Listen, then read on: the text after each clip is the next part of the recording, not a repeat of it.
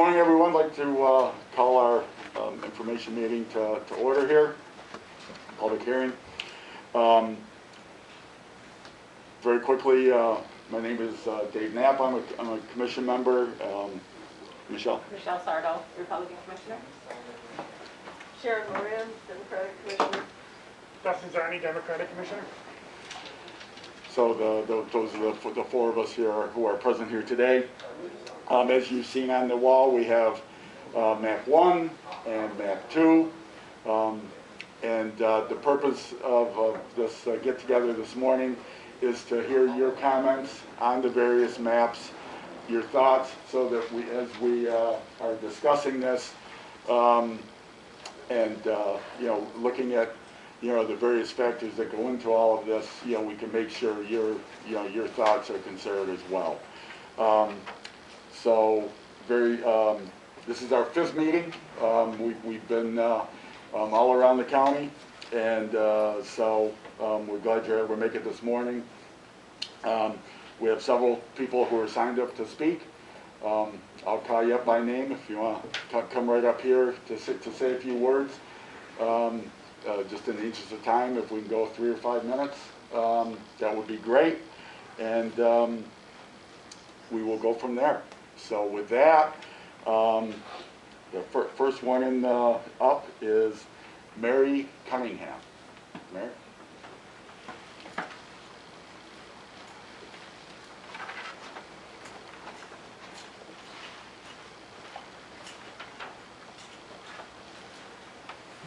I want to start out with a reminder to all of you that before the last election, 17 or 15 out of the 17 Onondaga County legislators signed a pledge for nonpartisan redistricting.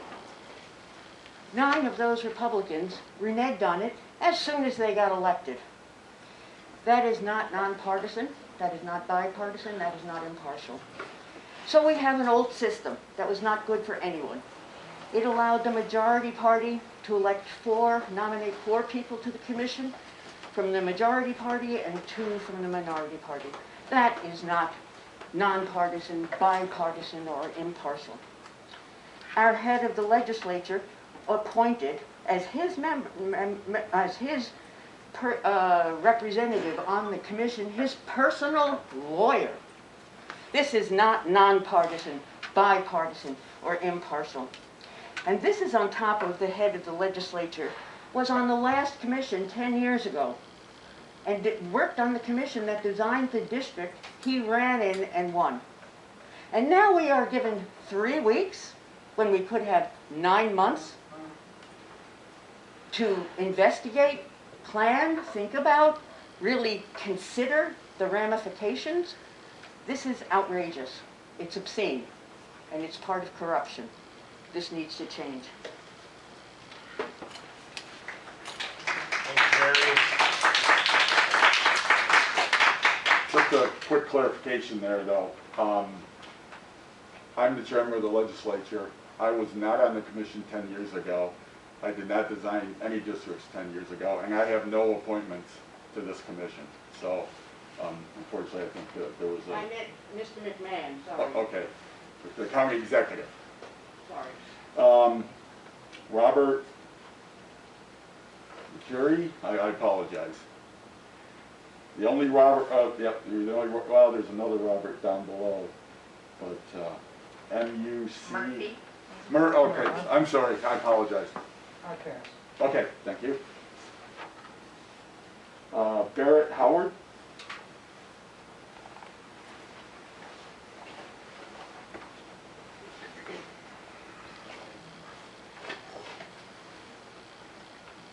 Hello, my name is Barrett Howard. I'm a resident of the town of DeWitt, and I've been an Onondaga resident most of my life. Please pardon the fact I'm dressed like a vampire, but since this meeting was held at 10 a.m., I had to do it between classes in school, and it is our Halloween day there. It's a pretty apt metaphor, though, for voting power being pulled out of the town of DeWitt, as it's being split into 4 different legislative districts in map 2, which I understand is the one more likely to pass at this point. Similar things have happened in the town of Geddes and Camillus. The district I live in now, Legislative District 17, combines thousands of residents of DeWitt with residents of the town of the city of Syracuse. Residents of Syracuse should not have to be combined with the suburbs, and DeWitt should frankly have its own district. Combining them harms both communities, and frankly the only reason I can see for them to be split so drastically is fairly cynical partisan gerrymandering. There is no perfect map, and I understand that. I'm certainly not in love with map number 1. I'm concerned about the Southern District combining so many voters, packing together a conservative voting bloc. But cramming this process through in such a short time frame and in a way that could be very harmful to people in the city of Syracuse or inner suburbs is unacceptable, and it's toxic to our democracy. Thank you. Thank you.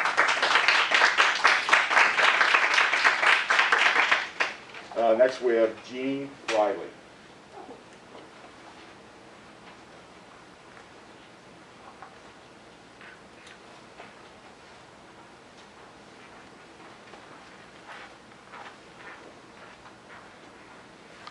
Good morning. I don't have anything prepared. My name's Jean Riley. I live in Eastwood on Sunnycrest Road.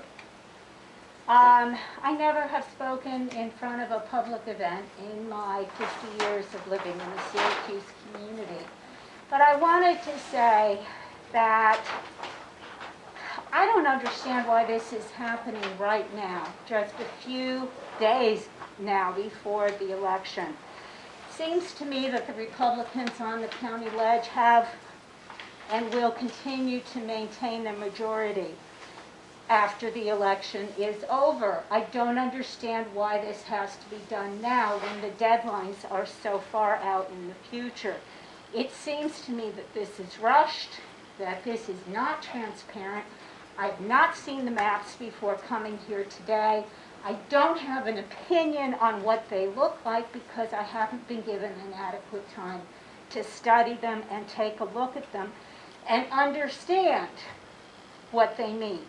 And I think as a voter in this community, my thoughts and the thoughts of every other voter who could not make one of these meetings because they're poorly publicized and the timing is terrible. I just don't think it's fair to the community the way this commission has been set up, and that's what I wanted to say. So thank you very much.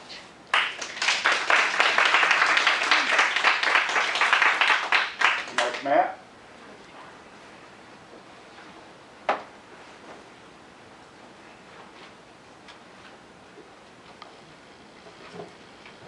Good morning. My name's Mark Matt, and I reside in Collin Ave in the village of Fayetteville. Due to lack of time to present, I will keep my comments only relative to legislative district number 10, and that happens to be the legislative district that I happen to live in, as most of you are actually aware of on the commission that I know already. I looked closely at both plans presented, and really the most notable difference is that map 2 separates Minoa and Manlius from its historical communities. Map 2 continues the separation of the village of Minoa from the rest of the East Syracuse Minoa School District. Map 2 separates the village of Manlius from the Fayetteville Manlius School District. These school districts were the result of mergers in the school systems in New York State in the 1950s and 60s. These mergers were based on history, commonalities, and sense of community with the villages. These bonds were created before the school districts were merged and have grown stronger over time. Both the village of Minoa and the village of East Syracuse have common history as neighbors and villages built with and a continuing tradition of the railways. Manlius and Fayetteville have a long history of working together. In the early 1900s, freight trains ran between Fayetteville and Manlius. Passenger service on trolleys between the two villages was available in 1910. These villages are separate, but the two villages both have Memorial Day parades, where the fire services and the villages participate in both of those for each village. Manlius has a 4th of July parade where both fire departments participate as well. There is a Fayetteville Manlius Soccer Club. My children happen to play in that. And actually I coached in it for years. The players and the coaches were from Fayetteville and Manlius. There was a Fayetteville Manlius Rotary Club. And I was a member for many years. As a matter of fact, I served as president. The members were from Fayetteville and Manlius. My children both attended the Fayetteville Manlius schools. My daughter returned to Fayetteville in 2020, and my son resides in the town of Manlius. They developed many lifelong friends in the Fayetteville Manlius School. Manlius and Fayetteville are recognized by the county as similar villages in that their wastewater systems. In the last few years, they are both under control of the county with WEP and sewage treatment through the Meadowbrook system at the Limestone facility. Manoa has its own waste treatment facility. Under map number 2, Manlius would be included with villages that have no relationship with the county on their wastewater systems. Under map 2, all that would occur is the isolation of villages from their historical communities to create some type of numbers that really haven't been explained yet. Map 1 preserves the communities of Fayetteville, Manlius, and East Syracuse Manoa, and I look more favorably on that plan. I've been informed that the chair of this commission has told the commission that final maps are due by noon today. Since this public hearing starts at 10 o'clock, and we also have where written proposals can be put in until 5 o'clock today, no reasonable man has the capability to make that deadline. It is impossible to look at the previous public comments and today's comments and what should be coming in via email by 5 o'clock today and prepare a serious plan with a map. If that is true, then these proceedings are a sham of public input in the process. We should not consider this a fair redistricting process. Thank you.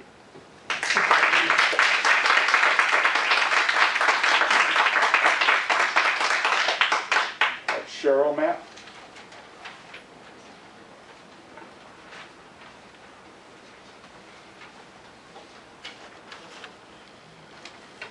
Good morning. My name is Cheryl Matt and I live in Fayetteville. My family came to Syracuse in 1884. I guess you can call me a local. Besides my years at college, I lived in Syracuse until I moved to Fayetteville 30 years ago. My 2 children, their spouses, and my 8 grandchildren all live in the town of Manlius. I speak for their future in this community as well. When they talk about the GOP controlling the county for 60 years, I can attest to that. What is baffling to me and the residents of Onondaga County is that right now there is a significantly larger number of Democrats than Republicans in the county, yet there's a significantly larger number of Republicans than Democrats in the county legislature. How would that have happened? 30% of the voters are unaffiliated or registered with a third party. Are they all voting for the GOP?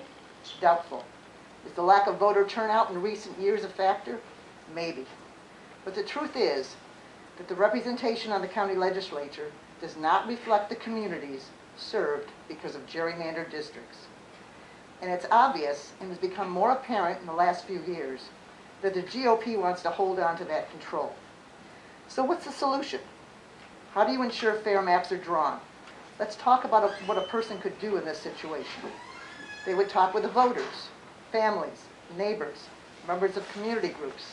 They would listen. They would allow time for the information to be discussed, digested, and questioned. They would find impartial, non-political people to draw tentative maps. They would share those maps, again, allowing time for them to be analyzed and again questioned and discussed. But this is not happening. We have a commission orchestrated by the county executive, the county GOP, and those who are beholden to them. Oh, we're following the county charter. That's a cop-out. This process is not transparent, it's not impartial, and it's certainly not being done with time for true public input. Look at my own District 10 that covers the town of Manlius. The district is larger than the others, which means each of us has not received the representation other voters in the county have. Map 2 wants to take the village of Manlius and put it in Mr. Knapp's district south of us. Fayetteville and Manlius have their own school district. How can you say they're not neighbors? They're the only two villages in the school district. Instead, Map 1 keeps Fayetteville and Manlius together, which is logical because it's truly a cohesive community. Map 1 puts Manoa back in the East Syracuse School District where it logically belongs. I believe if it makes sense to put villages together into school districts, it makes sense to keep them together in voting districts. I'd like to address the chair of this commission, who's not here today. You set up these hearings in order to give the public the assurance that the committee would be listening. But the meetings are at times that people are working, caring for children, or conducting their daily business. Did you know that we're not yet out of the pandemic? Many people won't attend in-person meetings. Besides smack dab in the middle of the day, these meetings could have been done in the evenings and on weekends also. Sure, we could have sent in written comments, but it doesn't have the impact.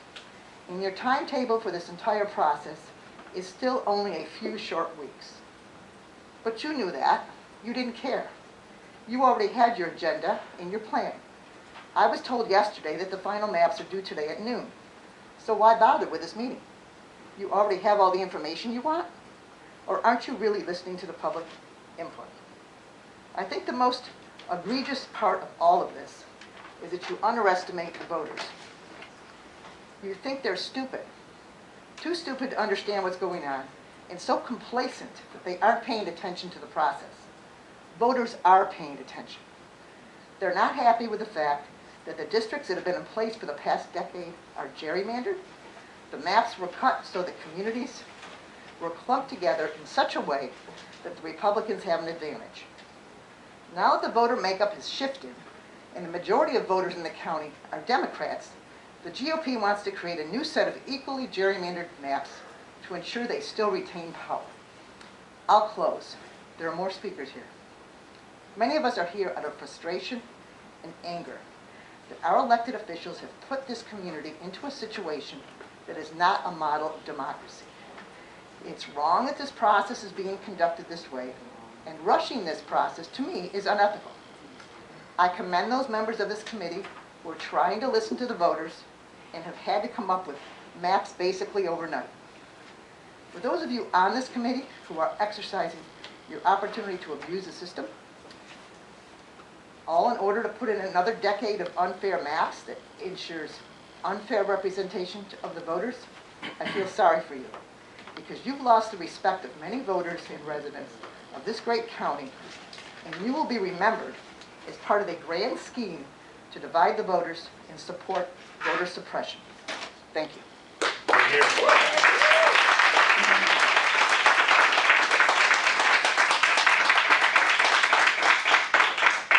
Darlene Piper.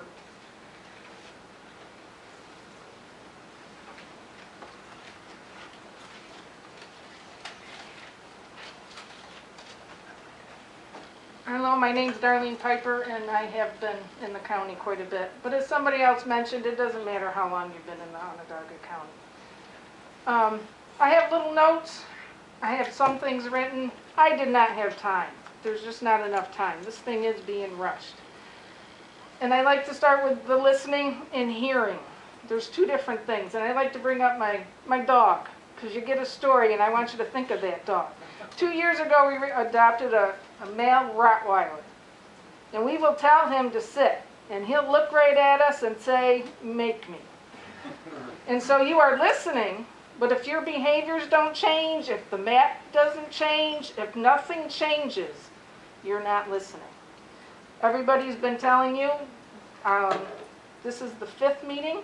I haven't looked at the minutes from the 4th meeting. They're not available. At the first meeting was 7 speakers.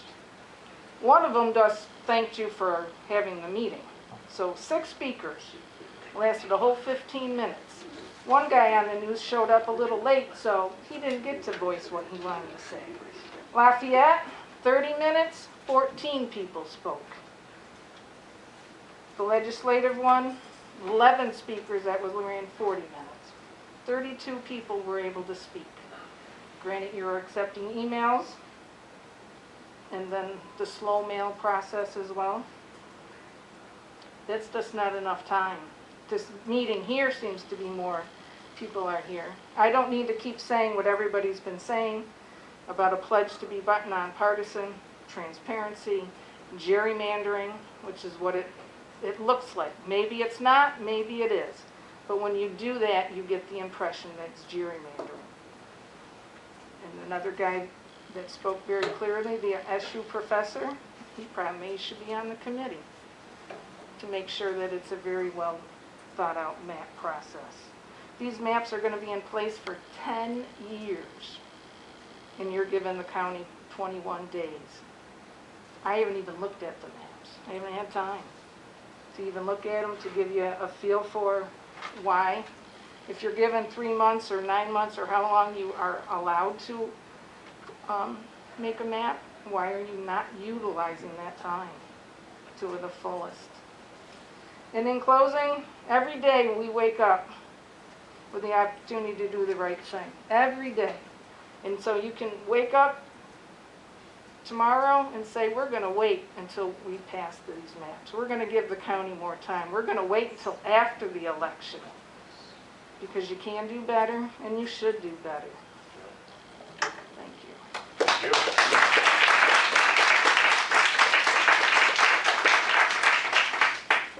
Max Ruckteschell.